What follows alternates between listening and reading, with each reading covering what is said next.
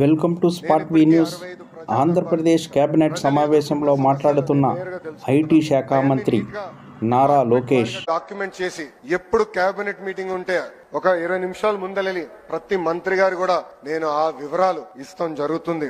ఇక్కడున్న మిమ్మల్ని అందరం కూడా నేను కోరుతున్నా, ప్రజలు మన దగ్గరికి వచ్చినప్పుడు ఆప్యాయంగా పలకాలి, కూర్చోబెట్టాలి, వాళ్ళ సమస్యలు పరిష్కరించడానికి మనం ప్రయత్నించాలి. అన్ని సమస్యలు దేవుడు కూడా పరిష్కరించలేరు, కానీ మన వంతు మనం ప్రయత్నించాలని ఇక్కడున్న ప్రభుత్వ ఉద్యోగస్తులందరినీ కూడా నేను కోరుతున్నా. అంతేకాకుండా ఎమ్మెల్యేలు ఎంపీలు కూడా నేను ఒక విషయం చెప్పదలుచుకున్నా. ప్రజలు ఒక పవిత్రమైన బాధ్యతతో మనందరినీ 94% మందిని ఏకంగా గెలిపించారు. మన పైన ఒక బాధ్యత పెంచారు. మనందరం కష్టపడాలా, అహర్నిశలు అందుబాటులో ఉండాలా. మన నియోజకవర్గానికి ఒక విజనింగ్ ఎక్సర్సైజ్ ఈ రోజు గౌరవ ముఖ్యమంత్రి గారు ప్రెజెంట్ చేయబోతున్నారు. ఆ విజనింగ్ ఎక్సర్సైజ్ అధికారులతో కూర్చుని డెవలప్ చేసి వచ్చే 4 సంవత్సరం మన నియోజకవర్గాన్ని ఎలా అభివృద్ధి చేయాలి అనే దానిపైన అందరం కూర్చుని పనిచేయాల్సిన అవసరం చాలా ఉంది.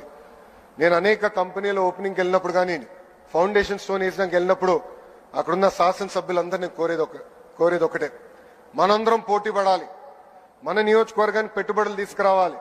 ఆ పోటీ తత్వం వల్లనే మనందరం ముందరికెళ్ళొచ్చు, మన నియోజకవర్గాన్ని మనం అభివృద్ధి చేసుకోవచ్చు. మనం గతంలో చూసాం 151 స్థానాలు 11 అయింది.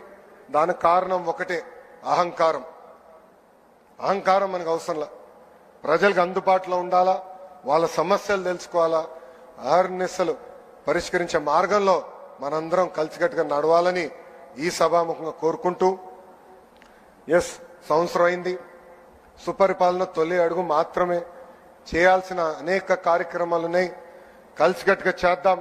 అన్ని రంగాల్లో భారతదేశంలోనే ఆంధ్రప్రదేశ్ని నంబర్ 1 చేసే బాధ్యత ఇక్కడ కూర్చున్న మనందరి పైన ఉందని ఈ సభాముఖంగా తెలుపుకుంటూ, నాకు ఇంత అద్భుతమైన అవకాశం ఇచ్చిన గౌరవ ముఖ్యమంత్రి చంద్రబాబు నాయుడు గారికి, ఉప ముఖ్యమంత్రి పవన్ అన్నకి, బీజేపీ రాష్ట్ర అధ్యక్షురాలు పురంధేశ్వరి గారికి నా హృదయపూర్వక ధన్యవాదాలు తెలుపుకుంటూ మీ అందరి దగ్గర నుంచి సెలవు తీసుకుంటున్నా.